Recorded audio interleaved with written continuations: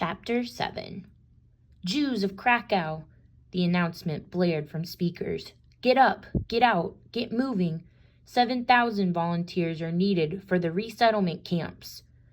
The asked-for volunteers had not appeared in Zodi Square the next morning, and the Germans were not happy. Just after dawn, they drove through the streets of the ghetto in trucks with big speakers on them, yelling at us to come out. It will be worse for you if you hide, they called. Come out now, and all will be forgiven. I didn't believe them. None of us did. Uncle Mashi, Aunt Gisela, and my cousin Zika were all there with us. They had decided to come hide in our pigeon coop. So had the rest of my aunts and uncles and cousins. There were 12 of us, all crammed inside the little shack on the roof. It was too crowded, but there was no way we would turn them away. Everyone was afraid of this new announcement, and we had seen too many smaller resettlements to take it lightly. At least all of us pressed together in the coop helped keep us warm. We couldn't start a fire or the smoke would give us away. A gunshot rang out. Crack! A woman screamed. Pop, pop, pop, pop, pop, went a machine gun. I scrambled to the little window in our coop where we'd hung a blanket to hide us. Yannick, no, my mother whispered, but I had to see. Across the street was a building that had been turned into a hospital, and I watched through a hole in the blanket as the Nazis pushed sick people out the door and down the steps. Some of them were too weak to walk and collapsed on the pavement. They cried out piteously. What's happening? Mashi asked. My heart was in my throat, but I managed to answer. Sick people, old people, they're taking them out of the hospital. Nope, sorry. Trouble with the pages. Sorry. They can't be taking them to the work camps or for resettlement, Mashi said. His voice was quiet but urgent. They would never take the sick and the old away to work. They're taking them to die, and anyone else with them. As I watched, the Nazis walked up behind the sick people from the hospital and started to shoot. Bodies fell on bodies, a great pile of them in the street. They fell with terrible screams. I pulled away from the window, unable to watch anymore. No, I said.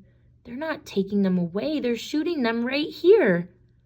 Not even Uncle Mashi had anything to say to that.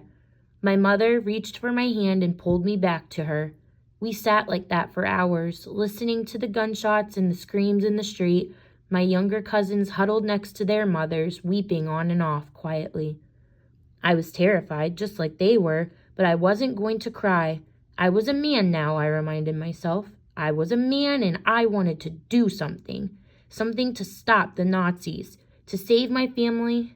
I asked myself over and over again what I could do to help, but I had no answer. Shunk, shunk. The big metal door to the roof rattled. Someone was trying to come through. I held my breath, listening. Shunk, shunk, shunk, shunk. Would the steel bars hold? Would whoever was on the other side start shooting? I watched my mother's eyes grow wide again, watched her chest heave as she breathed faster and faster. She looked like she might scream, which would give us away for sure. My father hugged her close, holding her face to his shoulder. Shunk, shunk, shunk, shunk. I waited for a gunshot. Waited. But then, for whatever reason, the rattling stopped and whoever it was went away.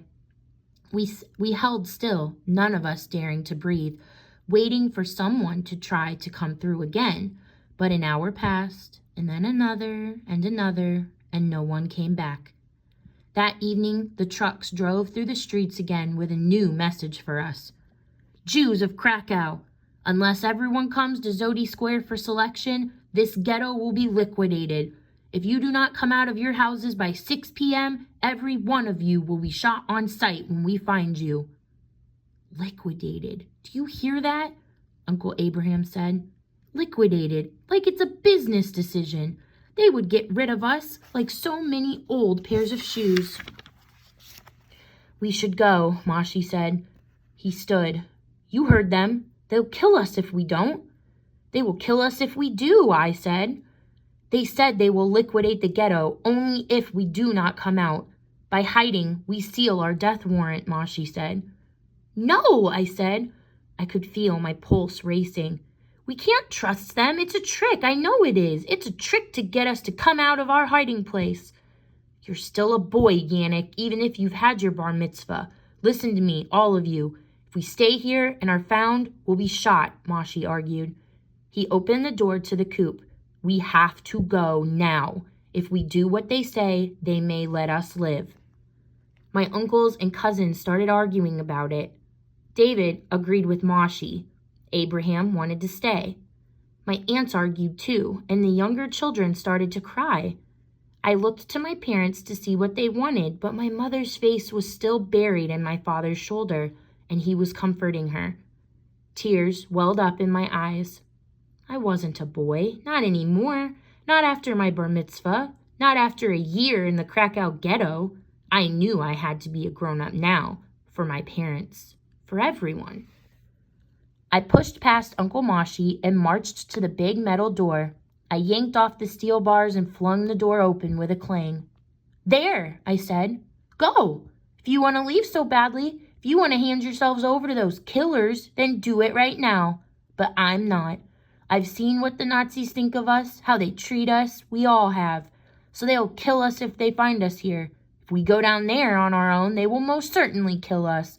At least if we hide out here, there's a chance they won't find us. That's a chance I'm willing to take. My outburst shut everyone else up. They all stared at one another without speaking until my father rose. Yannick speaks with the wisdom of the prophet Isaiah, he said softly, then quoted, Come, my people, and shut your doors behind you. Hide yourselves for a little while until the wrath is past. He cleared his throat and looked around.